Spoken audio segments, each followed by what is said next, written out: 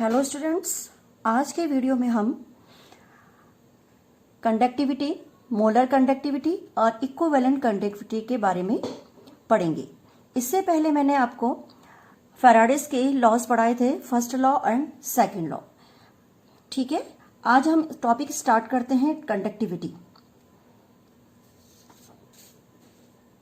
देखिए, इलेक्ट्रोकेमिस्ट्री का टॉपिक है कंडक्टिविटी। कंडक्टिविटी मतलब चालकता। इसको हम इलेक्ट्रिक कंडक्टिविटी भी कहते हैं और यहाँ पर इसको हिंदी में बोला जाता है इलेक्ट्रिक यानी विद्युत चालकता, इलेक्ट्रिक कंडक्टिविटी। ठीक है, तो इलेक्ट्रिक कंडक्टिविटी या इलेक्ट्रिकल कंडक्टिविटी भी कहा जा सकता है। तो विद्युत चालकता को हम किससे डिनोट करते हैं? जी से, और जी बराबर होता है 1/r के। यानी अगर मैं प्रतिरोध, R मतलब होता है, क्या होता है? प्रतिरोध। यदि मैं प्रतिरोध को उल्टा कर दूं तो आपको चालकता प्राप्त होगी।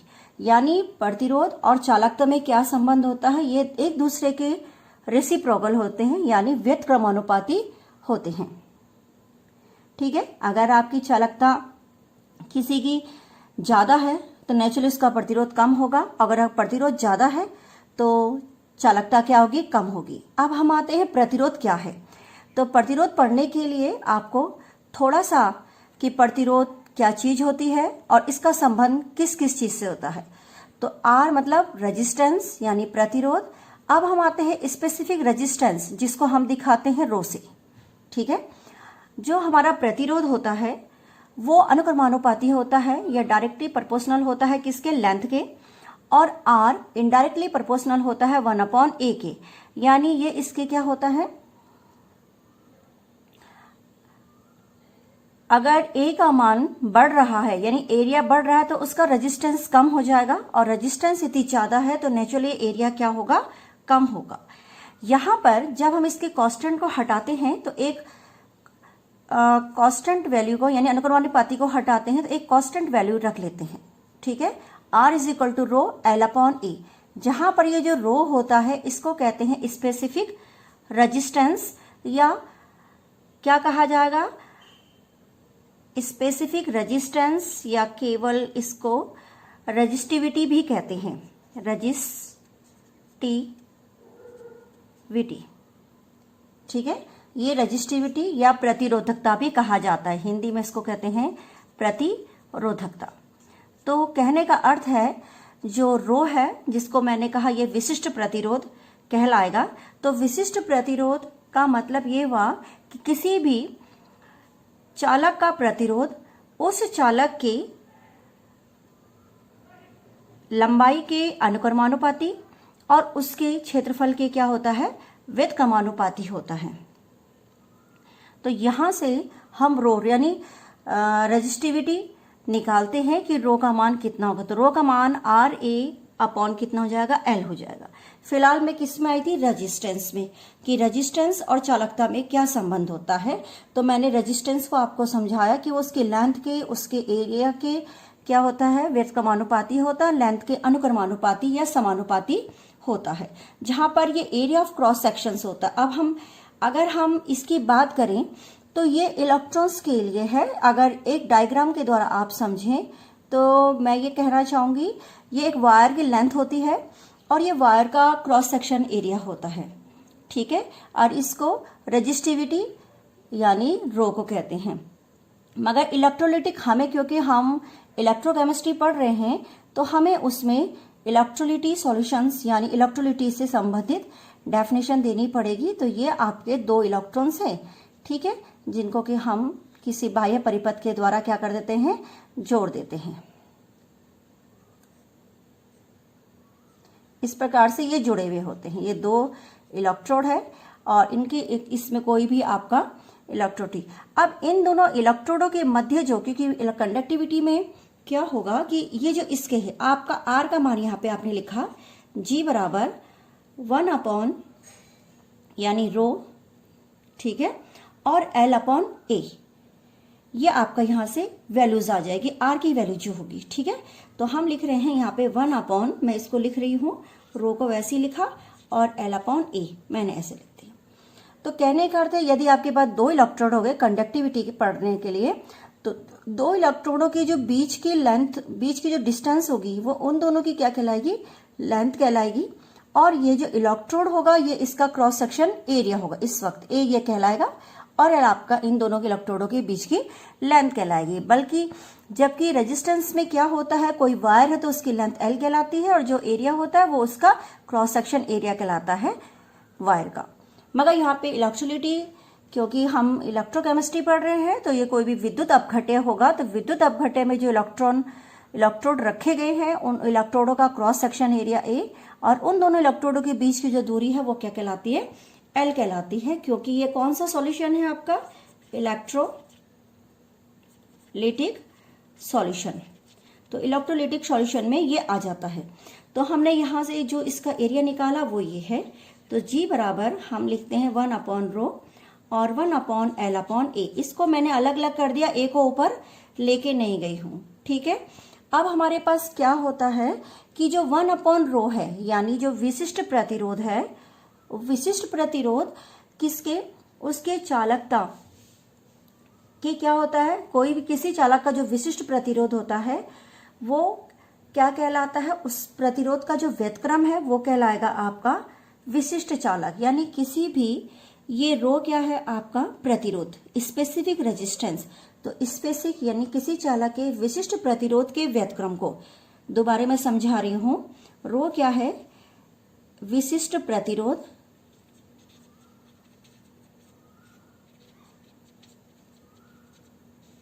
ठीक है, विशिष्ट प्रतिरोध कहलाता है। और इसकी डेफिनेशन ये होती है कि मतलब अगर मैं इसको कंडक्टिविटी में बताना चाहूंगी तो कंडक्टिविटी में क्या कहा जाएगा कि किसी चालक के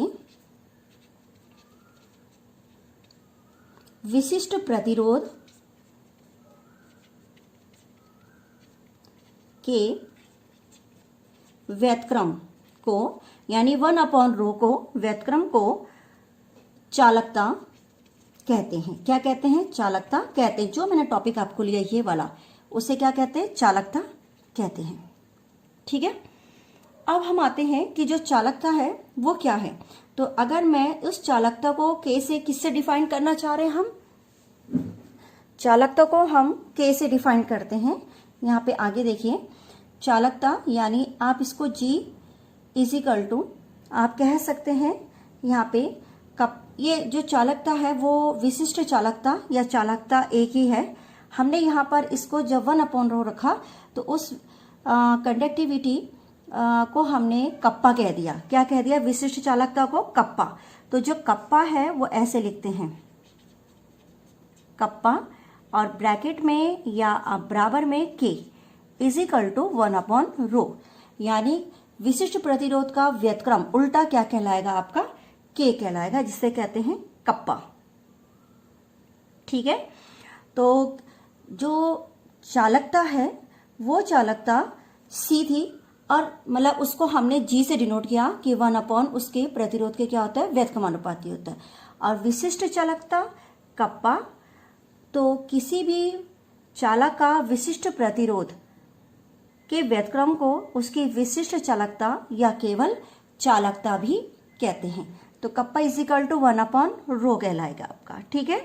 अब हम इसी को आगे की ओर बढ़ाते हैं क्योंकि हमारे पास यहाँ पे ये वैल्यूज है।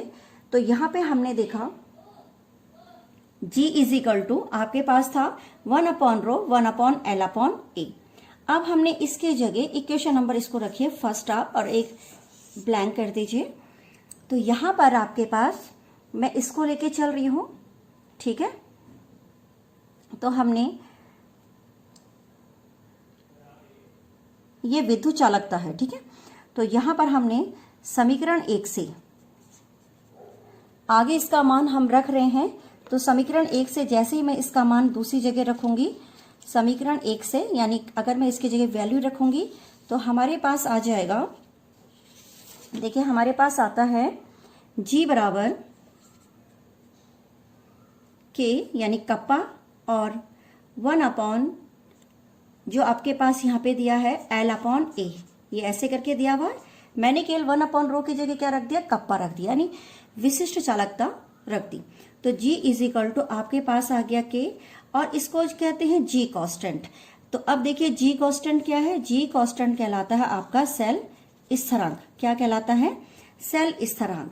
आप इसको G बराबर यहाँ पर K इंटू एक्स भी कहा जाता है। सेल स्थिरांक ये दोनों वैल्यूज एक ही है, यानी इसको ये भी कह सकते हैं आप और ये भी कह सकते हैं, यानी G स्टार, ये क्या कहलाएगा, G स्टार।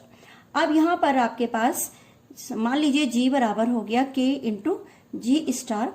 तो कुल मिलाकर के कंडक्टिविटी, अगर मैं इसको इंटू कर दूं तो ये यहाँ पे से K की वैल्यू हो गई आपके पास, जब आपने इसको लिखा तो ये 1/G स्टार हो गया। नीचे वाले को मैंने L/A को लिखा G स्टार, ठीक है। तो ऐसे ही ये 1/X हो गया।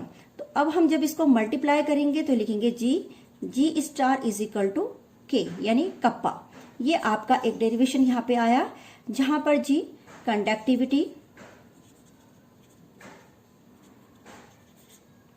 इंटू G स्टार आपके पास क्या है, G स्टार कहलाता है सेल कांस्टेंट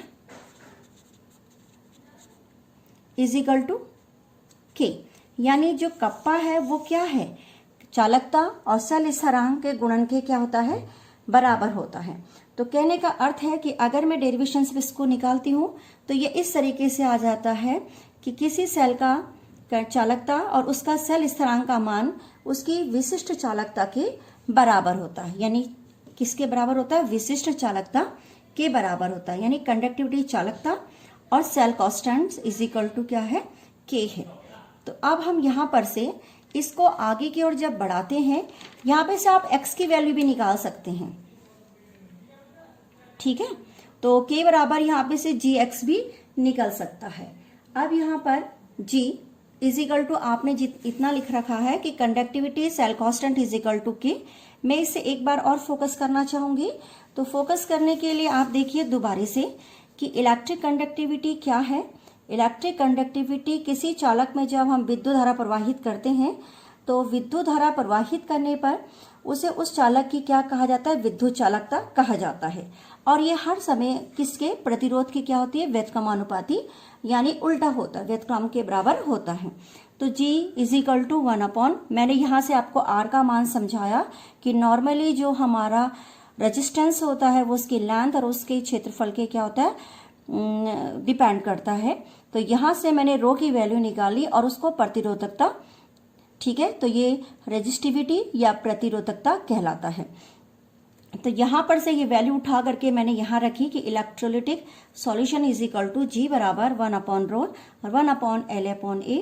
तो रो यह है विशिष्ट प्रतिरोध। तो सभी जानते हैं कि किसी भी चालक का जो विशिष्ट प्रतिरोध होता है वो उसके किसके बराबर होता है, कप्पा के बराबर होता है, यानी विशिष्ट चालकता के बराबर होता है।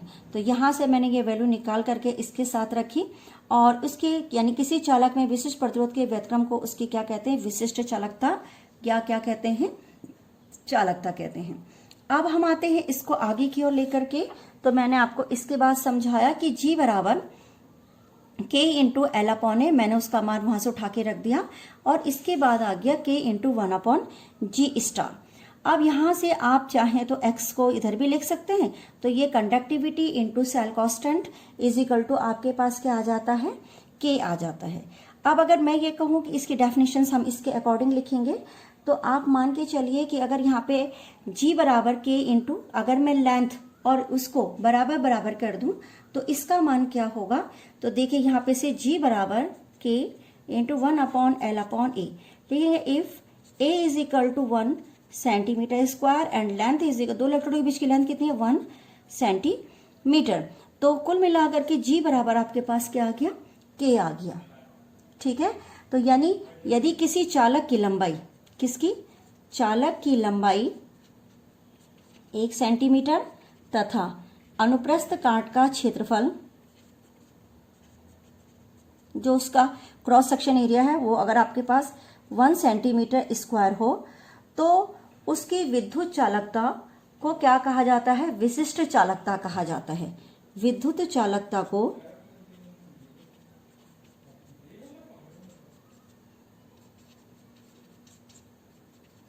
विशिष्ट चालकता कहा जाता है। ठीक है, तो इस प्रकार से आपका ये डेरिवेशंस कंप्लीट हुआ। अब मैं इसमें आपको इसकी यूनिट्स निकालना, वैसे सभी को मालूम है, अगर हम इसकी यूनिट निकालेंगे तो हमें केवल इसमें क्या चाहिए, आपको कप्पा की वैल्यूज चाहिए कि कप्पा बराबर आपने क्या लिखा। तो देखिए के बराबर, यहाँ पे अगर के का मात्रक लिखेंगे तो लिखेंगे के का मात्रक। कैसे निकाला जाता है कप्पा का मात्रक, तो कप्पा बराबर आपके पास आया सी एल अपॉन ए, यही आ रखा है, या जी। कप्पा बराबर यहाँ से क्या आ गया, जी। कप्पा बराबर यहाँ से अगर आप निकालेंगे तो ये आ जाएगा जी ए अपॉन, अगर मैं इसको उल्टा लेंगी तो ये इसके साथ क्रॉस हो जाएगा, तो के बराबर जी इंटू एल अपॉन ए, ये आया। ठीक है, अब इसके मात्रक को लिखिए। रेजिस्टेंस का आपको मालूम ही है, ये क्योंकि प्रतिरोध का उल्टा होता है तो 1 अपॉन ओम। रेजिस्टेंस का मात्रक क्या, ओम। लेंथ कितनी है, सेंटीमीटर, और ये है सेंटीमीटर स्क्वायर, 1 सेंटीमीटर कट गया तो K is equal to ohm inverse और 1 अपॉन सेंटीमीटर, तो सेंटीमीटर इनवर्स। आप यहाँ पे के को, ओम इनवर्स को क्या कहते हैं, मोह भी कहते हैं, तो आप इसको लिख सकते हैं मोह सेंटीमीटर इनवर्स। ये भी इसका यूनिट्स लिखा गया है, मोह इनवर्स भी लिख सकते हैं आप इसमें। ठीक है, तो ये इस प्रकार से आपको मैंने के का मात्रक किस प्रकार से निकाला जाता है और ये कंडक्टिविटी को कैसे प्रभावित करता है। तो कंडक्टिविटी क्या चीज होती है, और उस अगर आपके पास कंडक्टिविटी और सेल कांस्टेंट हो तो वो किसके बराबर होता है, कप्पा के बराबर होता है। तो ये डेरिवेशंस इसका पूरा था।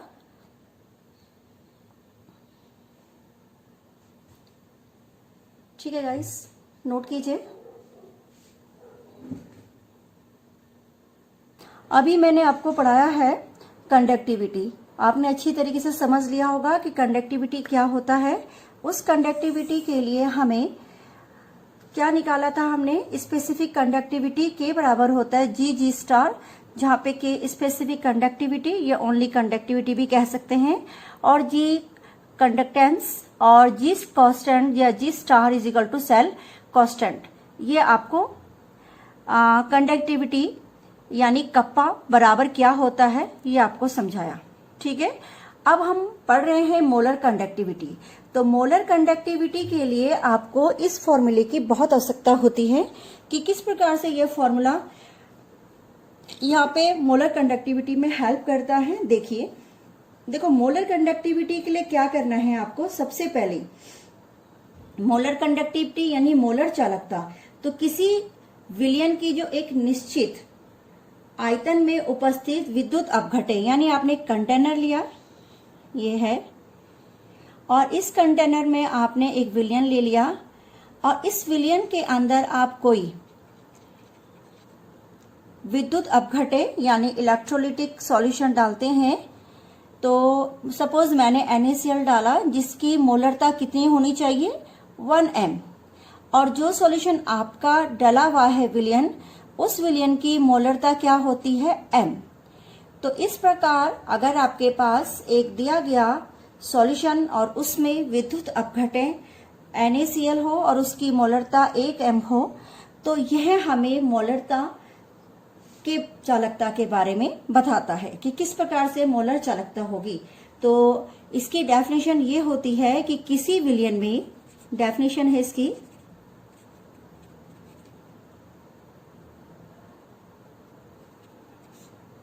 किसी विलयन में, यानी आपको एक सॉल्यूशन दे दिया इसके अंदर, तो किसी विलयन में एक निश्चित आयतन, यानी कि कोई वॉल्यूम हो, निश्चित आयतन, आपका आयतन क्या होना चाहिए, निश्चित होना चाहिए, निश्चित आयतन में उपस्थित, कहाँ उपस्थित होगा, निश्चित आयतन में उपस्थित एक विद्युत अपघटे, इलेक्ट्रोलिटिक सॉल्यूशन, विद्युत अपघटे पदार्थ के 1 मोल, कितना होना चाहिए, 1 मोल द्वारा आयनों की चालकता को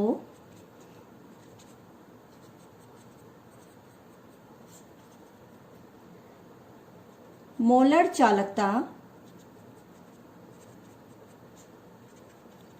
कहते हैं।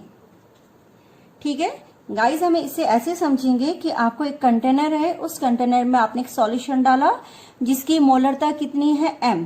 मोलरता सभी जानते हैं कैपिटल M से डिनोट की जाती है। और इस विलयन में आपने एक निश्चित आयतन का विलयन आपने भरना है, उसमें एक विद्युत अपघट्य पदार्थ 1 मोल द्वारा, यानी इसके विद्युत अपघट्य कितना होगा, 1 मोल का होगा, तो उसके द्वारा जो आयनों की चालकता होगी वो आपकी क्या कहलाएगी, मोलर चालकता कहलाएगी। ठीक है, अब मोलर चालकता को हम दिखाते हैं कैप M से। किससे प्रदर्शित करते हैं, ये होता है मोलर कंडक्टिविटी या कंडक्टेंस। ठीक है, मोलर कंडक्टेंस क्लियर हो गया। तो कैप M ये आपका मोलर कंडक्टेंस है, या इसको कहते हैं मोलर चालकता। अब हम कैसे करेंगे, इसमें हमने लिखा कैप M बराबर, इसका जो फॉर्मूला होता है वो होता है कप्पा इंटू VM, यानी ये इसका फॉर्मूला है कि मोलर चालकता बराबर होगा K इंटू VM। अब हम क्या करेंगे, इसको हमने, ये वॉल्यूम है, अगर आपको मोलरता और मोलों की संख्या दी होगी तो आप वॉल्यूम निकाल लेते हैं। क्या निकाल लेते हैं, वॉल्यूम इजीली निकल जाता है कि वॉल्यूम किस प्रकार से इसका निकलेगा। तो उसके लिए देखो हमने लिखा V लीटर में वॉल्यूम निकाल रहे हैं, तो किसी भी, पहले तो हमने मोलरता निकाली कि मोलरता क्या चीज होती है। तो मोलरता सभी जानते हैं, मोलरता क्या होती है कि सॉलिड किसी भी विलय के मोलों की संख्या, ठीक है, solids of mole upon volume of solution, ये इसका फॉर्मूला होता है मोलरता का। तो यहां पर से हमने लिखा M बराबर कितने मोल घुले हुए होना चाहिए, 1, अपॉन वॉल्यूम कितना V, और ये किस में, लीटर में। तो यहां से मैं VL बराबर निकालती हूँ 1 अपॉन M, ये निकला। यहां से VL इज इक्वल टू कितना निकल गया, 1 अपॉन M निकल गया। अब ये लीटर में है, अगर मुझे वॉल्यूम ml में चाहिए तो मैं लिखूंगी, इसको कितने से गुणा कर दूंगी, 1000 से। तो VM इज इक्वल टू आपके पास हो गया 1000 अपॉन M। क्लियर। अब देखो, जो आपको मैंने इससे पहले टॉपिक पढ़ाया था कि कंडक्टिविटी क्या होती है, यानी कप्पा किसे कहते हैं। तो कप्पा क्या होता है कि किसी भी जो चालक की 1 सेंटीमीटर क्यूबिक की विद्युत चालकता को, किसी विद्युत अपघट्य विलयन की 1 सेंटीमीटर क्यूब की विद्युत चालकता को, उसकी क्या कहते हैं, विशिष्ट चालकता कहते हैं। यानी कप्पा बराबर हो जाता है, यहाँ पे कप्पा बराबर हो जाएगा आपका 1 सेंटीमीटर क्यूब या 1 cc, इसको 2 बार भी आप C से लिख सकते हैं। यानी किसी भी विलयन में 1 सेंटीमीटर क्यूब जो विद्युत अपघट्य विलयन है, उसके 1 सेंटीमीटर क्यूब विद्युत अपघट्य की चालकता को, उसकी क्या कहते हैं, विशिष्ट चालकता कहते हैं, यदि वो 1 सेंटीमीटर क्यूब वाला विद्युत अपघट्य हो। ठीक है, तो यहां पर से कप्पा को अगर हम सेंटीमीटर क्यूब में यूज कर लें तो यहां पर आपके पास हो जाएगा 1 सेंटीमीटर, यानी K बराबर इतना। तो यहां पर हम इसको मल्टीप्लाई करेंगे K से, तो आपके पास, तो इतने वाले के लिए क्या होगा, 1000 अपॉन M। कितने विद्युत अपघट्य इसमें घुले होंगे, तो किसके बराबर होगा, K इंटू 1000 अपॉन M। ये है, क्योंकि 1 सेंटीमीटर क्यूब में घुले हुए विद्युत अपघट्य को उसकी क्या कहते हैं, विद्युत अपघट्य। अगर 1 मोल किसी VM तनुतापा किसी विलयन की मोलर चालकता, उस विलयन की वह चालकता होती है जो उसमें विद्युत अपघट्य के, जिसमें क्या हो, 1 मोल घुले हुए हो। यानी आपका विद्युत अपघट्य की मोलों की संख्या कितनी होनी चाहिए, 1 होनी चाहिए, और उसका एक मोलरता होना चाहिए, जिसके कारण आप उसमें क्या निकाल सकते हैं कि उसमें वॉल्यूम कितना होगा। तो वॉल्यूम निकालने के लिए पहले हमने मोलरता बोला, सॉलिड्स ऑफ द मोल, यानी कितने विलय के कितने मोल घुले हुए हैं, अपॉन सॉल्यूशन ऑफ वॉल्यूम, यानी किसी भी विलयन की आयतन कितना होता है। तो हमने लीटर में लिखा है, जबकि हम मिलीलीटर में से निकालेंगे, क्योंकि 1 आपको मालूम होगा 1 ml is equal to 1 centimetre cube. यहाँ पे मैं लिख देती हूँ 1 ml is equal to 1 centimetre cube. तो 1 ml जब इसके बराबर होता है तो हमने इस पूरे को VmL मिलीलीटर में चेंज करके मैंने कहा कि जो कप्पा है वो क्या प्रेजेंट करता है, कंडक्टिविटी प्रेजेंट करता है या स्पेसिफिक कंडक्टिविटी होती है। तो स्पेसिफिक कंडक्टिविटी उसे कहते हैं जो किसी विद्युत अपघट्य विलयन की 1 सेंटीमीटर क्यूब की विद्युत चालकता को विलयन की विशिष्ट चालकता के रूप में परिभाषित किया जाए तो उसे हम कप्पा से डिनोट करते हैं। मतलब उसका आयतन 1 सेंटीमीटर क्यूब होना चाहिए। तो 1 centimetre cube is equal to कितना होता है 1 ml। तो इतना सेंटीमीटर, तो आप यहाँ पे लिखेंगे, ये हो जाएगा आपका ml प्रति मोल। ठीक है, ये है इसका यूनिट। तो यहाँ पे हमने लिखा K इंटू 1000/m। क्लियर हो गया यहाँ तक? देखिए ध्यान से कि किस प्रकार से इसको निकाला गया है। तो लैम्डा इज इक्वल टू, अब हम यहाँ पे वैल्यू रखेंगे तो K is equal to Vm का मान में यहां से उठा करके यहां रख देती हूँ। तो लैम्डा, इसको हम इधर आगे कर बढ़ा रहे हैं, तो ये आएगा cap m is equal to kappa into Vm, यानी K तो मेरे पास आ ही गया है इंटू Vm, यानी 1000 अपॉन कितना हो जाएगा m। ये इसका फॉर्मूला बन जाता है क्योंकि उसकी वैल्यूज यहाँ पे K है, तो K is equal to 1000 upon कितना हो जाएगा m हो जाएगा। ये विलयन की मोलरता है और ये इसका फॉर्मूला है। तो इसका अगर मात्रक निकालने की बात करेंगे तो cap m is equal to kappa का कितना होता है, कप्पा का होता है ohm inverse centimetre inverse, ohm inverse centimetre inverse, ठीक है, इनटू 1000 है तो 1 cm³ अपॉन मोल, मोलरता का कितना है 1 मोल होनी चाहिए। तो यहां से आपके पास जो फॉर्मूला बनेगा वो बनेगा ओम इनवर्स, ठीक है, आगे सेंटीमीटर स्क्वायर क्योंकि इनवर्स है, और साथ में मोल का क्या हो जाएगा इनवर्स हो जाएगा। तो ये इसका क्या है मात्रक, मोलर चालकता का। तो कहने का अर्थ है कि मोलर चालकता किसी विलयन की मोलर चालकता उस विलयन की विद्युत चालकता है जिसमें 1 सेंटीमीटर क्यूब, यानी अगर उसका आयतन सेंटीमीटर क्यूब आयतन में विद्युत अपघट्य कितने घुले हो 1 मोल घुले हुए हो। उसकी मोलरिटी कितनी होनी चाहिए, उसमें घुले हुए मोलरिटी आपकी जितनी भी होगी मगर उसकी मोलों की संख्या कितनी होगी विद्युत अपघट्य के 1 मोल होगी। तो ये आपका डेरिवेशन ये है कि मोलर चालकता किसे कहते हैं। तो किसी विलयन में एक निश्चित आयतन में यदि आप कोई विद्युत अपघट्य मिलाते हैं और वो विद्युत अपघट्य के मोल्स कितने होते हैं 1 मोल होते हैं, तो उनके द्वारा आयनों की चालकता को क्या कहते हैं मोलर चालकता कहते हैं। तो मोलर चालकता या molar conductance this equal to ये होता है, और हमने यहाँ पे से इस फॉर्मूले को, ये Vm का वैल्यू है तो यहाँ पे मैंने रख दिया, ये निकालना मैंने आपको सिखा दिया। तो ये मोलर कंडक्टिविटीज कंप्लीट होती है यहाँ पे। अब मैं आपको इक्विवेलेंट कंडक्टिविटी पढ़ाती हूँ, सेम ऐसे ही है, केवल उसमें इक्विवेलेंट कंडक्टिविटी के लिए वहां पे नॉर्मलिटीज आ जाती है, यानी नॉर्मलता रखी जाती है। तो स्क्रीनशॉट ले लीजिए इसका।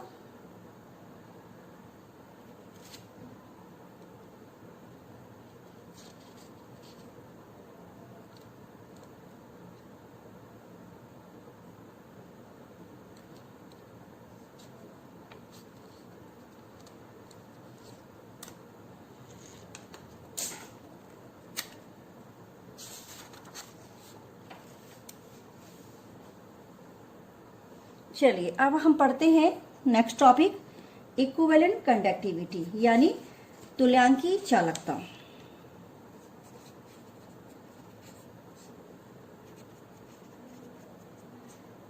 यहां पे लिखेंगे इक्विवेलेंट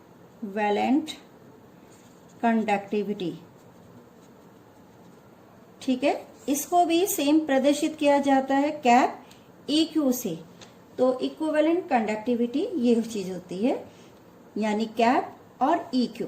तो किसी विलयन के एक निश्चित आयतन में सेम वैसे एक कंटेनर ले लेना है आपने, सेम जैसे पहले लिया था, और वहां पर भी आपने मोल्स कितने होने चाहिए, तो वहां पे मोल की जगह इसमें क्या हो जाती है नॉर्मलिटीज होती है, यानी कितने तुलांक उसमें घुले हुए होते हैं, और यहाँ पे क्या होती है एक मोलरिटी होती है। स्टूडेंट्स देखिए, अब हम पढ़ते हैं तुल्यांकी चालकता इक्विवेलेंट कंडक्टिविटी, जिसे हम शो करते हैं कैप EQ से। सेम वैसे ही पढ़ेंगे जैसे वो वाला था, कौन सा, मोलर चालकता वाला। तो मोलर चालकता दिखाने के लिए जिस प्रकार से आपने मोलर चालकता के लिए कंटेनर लिया, वैसे सेम इसके लिए कंटेनर लेना है जिसकी नॉर्मलिटी दी गई होगी, विलियन की नॉर्मलिटी, ठीक है। और उस विलियन में आपके पास नॉर्मलिटी के सिवा एक विद्युत अपघट्य होगा, यानी इलेक्ट्रोलिटिक सॉल्यूशंस, जिसमें कि 1 ग्राम तुल्यांक क्या होंगे, घुले हुए होंगे। जैसे मोलरता चालकता में 1 मोल होते हैं, वैसे इसमें NaCl के 1 ग्राम इक्विवेलेंट्स घुले हुए होंगे, ठीक है। तो इस प्रकार से हम तुल्यांकी चालकता की ओर बढ़ते हैं।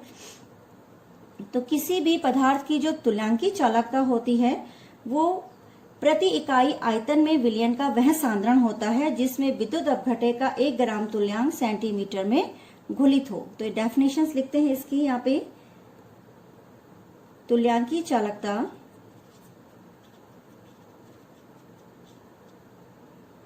ग्राम प्रति इकाई आयतन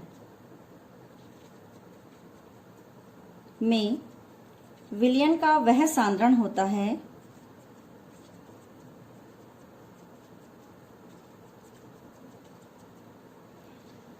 ठीक है, यदि विद्युत अपघट्य पदार्थ का 1 ग्राम तुल्यांक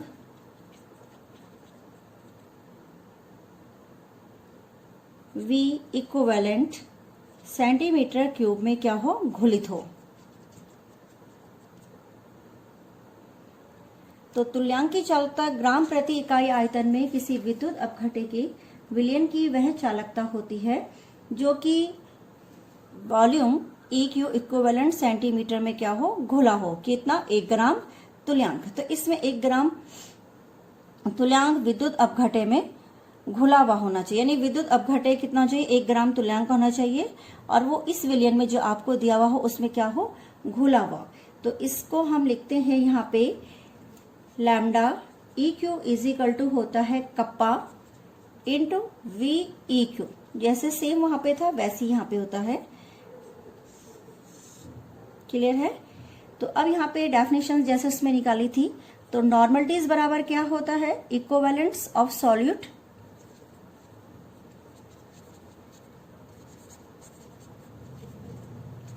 अपॉन वॉल्यूम। तो नॉर्मलिटी यानी जितने उसमें तुल्यांकों की विलय के तुल्यांकों की संख्या होती है, 1 ग्राम तुल्यांकों की संख्या होती है, वो अपॉन उसका क्या होता है, वॉल्यूम। तो V इसमें यहाँ पे फिर वैसे ही लिखेंगे, यहाँ पे भी आप निकालना चाहे तो VEQ इज इक्वल टू, जैसे VM निकाल रहे थे, तो ये हो जाएगा 1/n, और यहाँ पे हो जाएगा लीटर्स। कितना हो जाएगा, लीटर पर इक्विवेलेंट। ये इसकी यूनिट्स हैं, ठीक है। वैसे 1/n है। अब हम इसी को आगे की ओर बढ़ाते हैं। 1000 बटे कितना कर देंगे, n, ये हो जाएगा ml बटे इक्विवेलेंट्स। क्लियर है। इतना समझ में आया कि V बराबर हम किस प्रकार से इसमें कर रहे हैं। देखिए अब इसमें आपने क्या करना है, इतना जैसे आपको निकल गया, तो फिर हम दोबारा से इसी में जितना आपने निकाला इसको आगे की ओर बढ़ाते हैं, और यहां पर हम, क्योंकि ये वैल्यूज आप जानते हैं, kappa is equal to 1 ml is equal to, आप जानते हैं कितना होता है, 1 cc, यानी 1 सेंटीमीटर क्यूब। तो यहाँ पर आपके पास हो जाएगा 1000/n इज इक्वल टू, आप लिखेंगे k इंटू कितना लिखेंगे, 1000/n। ये आपका फॉर्मूला बन जाएगा। तो ये वैल्यूज किसकी है, इक्विवेलेंट्स EQ की। तो इज इक्वल टू k, और ये हो जाएगा 1000/n। ये इसका डेरिवेशन है कि किसी भी पदार्थ की जो तुल्यांकी चालकता होती है ग्राम प्रति इकाई आयतन में विलयन का वह सांद्रण होता है यदि विद्युत अपघट्य पदार्थ का 1 ग्राम तुल्यांक VEQ सेंटीमीटर में क्या हो, घुलित हो। तो यहाँ पे मैंने नॉर्मलिटीज बराबर इक्विवेलेंट्स ऑफ सॉल्यूट और वॉल्यूम ऑफ क्या हो जाएगा, सॉल्यूशन। इसको निकाला और इस प्रकार से यहाँ पे इसको रख दिया। तो अब आप इसका मात्रक निकालेंगे तो मात्रक इसका क्या होगा, सिंपल आपको मालूम ही है, कप्पा का मात्रक आपको मालूम ही है, ठीक है।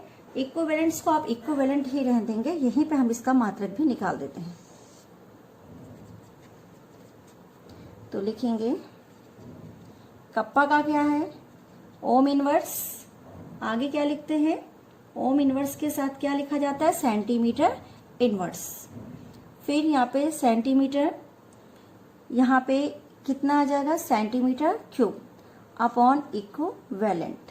तो ये हो जाएगा ओम inverse centimetre square upon equivalent. Equivalent को आप ऊपर ले जाना चाहें तो इनवर्स के फॉर्म में ले जा सकते हैं। तो ये इसके फॉर्मूले हैं, मतलब इसके मात्रक है जो थोड़े छोटे छोटे न्यूमेरिकल्स में क्या होते हैं, काम आते हैं। तो मेरे हिसाब से आपको तुल्यांकी चालकता और मोलर चालकता अच्छी तरह से समझ में आ गई होगी। ओके।